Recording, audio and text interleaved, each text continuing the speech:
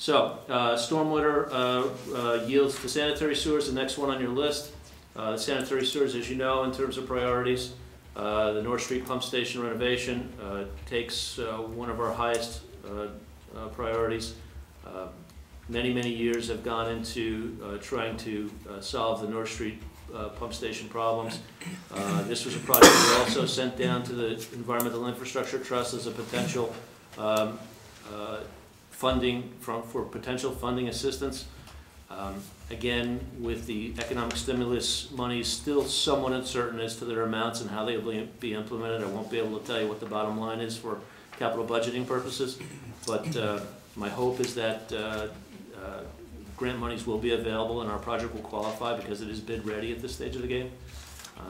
There will be tacked onto that North Street pump station upgrade a complete cleaning, videotaping, and a couple of service area manholes put into the force main, both running to Fairview Avenue up Burnett and up North Street and down Park. So the force main goes in two different directions for a mile in each direction, and so it sounds like an extensive project, but we need to put service manholes in and do a complete cleaning and capacity evaluation on the force main at the same time. So that will all happen this year, and I'm very enthusiastic about getting it done. Get it done. And the last element of that project is essentially a door-to-door campaign on removing pumps, sump pump cross connections and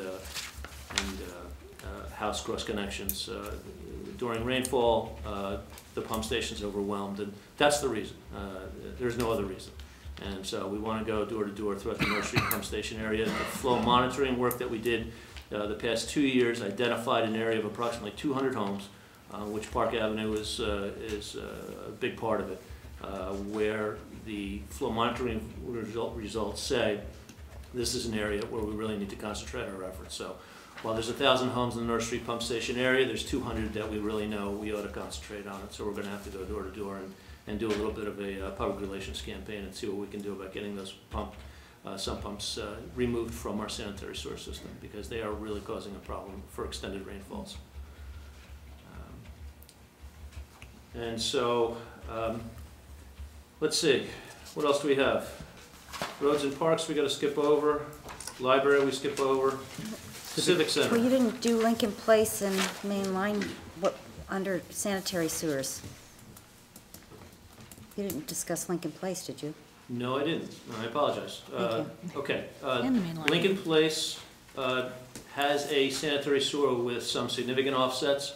It's a fairly shallow sanitary sewer. It will be easy to replace, except for the fact that we have several businesses there which will be inconvenienced on a temporary basis, and we need to work around their schedules and coordinate with them very closely to get the sanitary sewer replaced.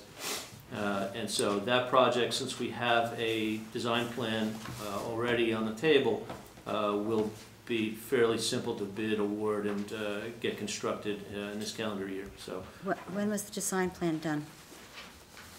Our design plan was done in conjunction with some of the Project for Public Spaces work that was initiated through funding last year. So we've done our own Lincoln Place plan. You did it in-house. We have the planometrics pulled together, and we'll use that for the sanitary sewer line replacement at the same time. Okay. And the mainlining program? I suppose I should follow up with the fact that we'd like to reconstruct Lincoln Place the year after, as we would with all the roads that we have significant utility work on the year before. It's always nice to follow it up with a reconstruction or a complete mill and overlay. Sure beats the other way around. And Lincoln Place sanitary sewers need to be done over any other sewer lines in town? I mean, how did this become a second priority? How do we prioritize? Yeah, how do we things? prioritize these things? A list of trouble spots from DPW. Camera work that went after that. The sanitary sewer is currently functioning. It is not collapsed. It doesn't comprise an emergency, but it's not in good condition. The offsets are severe, more than an inch or two in several locations. It comprises a maintenance problem for our public works crew, and it's been recommended to me from Public Works and through my own inspection of the videotapes that it be raised on our priority list of things to do.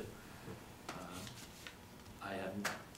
Is those, can I just ask you, 'cause the offsets, is that causing like causing erosion under the road, and that's what's making some of the stuff sinking around different manholes? It's certainly possible. Because I have noticed in a couple of spots, not Certainly just possible. on Lincoln alone.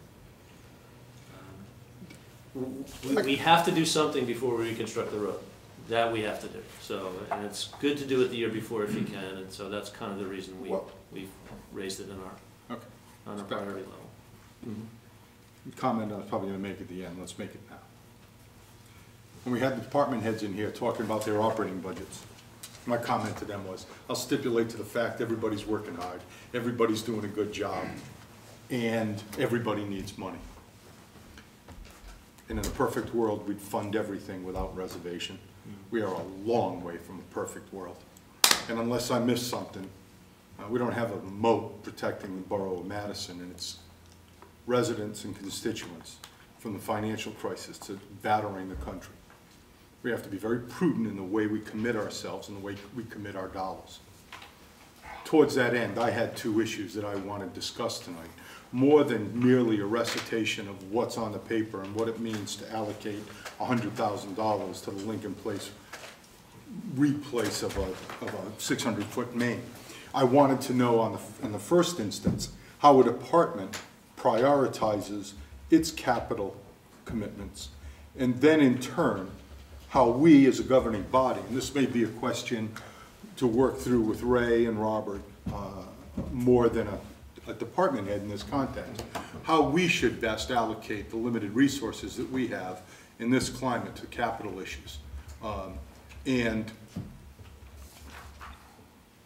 I appreciate your comments just now in the context of Lincoln Place that suggest that we're making this commitment in anticipation of redoing that road next year. But I'm not sure I'm there on either commitment. And I'd like to know, as we go through this, what the consequences are of making a commitment in this year's capital budget with respect to what may be required next year. And if what you're, if you're asking us to commit to $100,000 for this project this year, then I think we need to know what the number is going to be for next year.